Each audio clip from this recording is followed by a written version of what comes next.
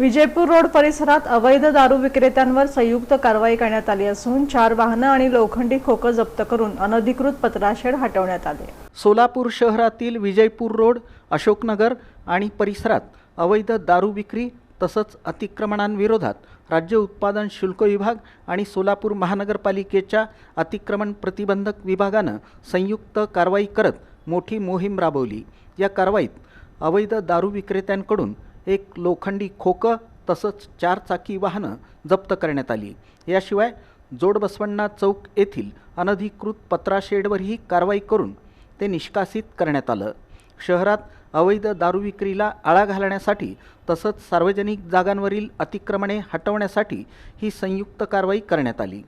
संबंधित विभागाच्या अधिकाऱ्यांनी परिसराची पाहणी करून नियमांचं उल्लंघन करणाऱ्यांविरुद्ध कठोर कारवाई केली।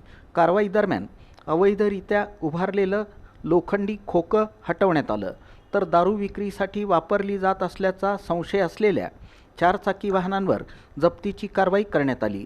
तसंच जोडबसवण्णा चौक परिसरातील सार्वजनिक जागेवर अनधिकृतपणे उभारण्यात आलेला पत्र्याचा शेड हटवून जागा मोकळी करण्यात आली।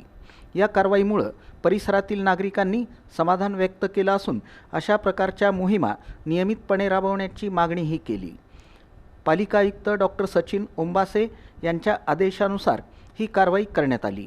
नियंत्रण अधिकारी नीलकंठ मठपती यांच्या मार्गदर्शनाखाली राज्य उत्पादन शुल्क विभाग आणि अतिक्रमण प्रतिबंधक विभागाच्या अधिकाऱ्यांनी संयुक्तपणे ही मोहीम यशस्वीरित्या पार पाडली। प्रशासनानं भविष्यातही अवैध दारू विक्री, अतिक्रमण आणि बेकायदेशीर व्यवसायांविरोधात अशाच धडक कारवाया सुरू राहणार असल्याचा इशारा दिला आहे।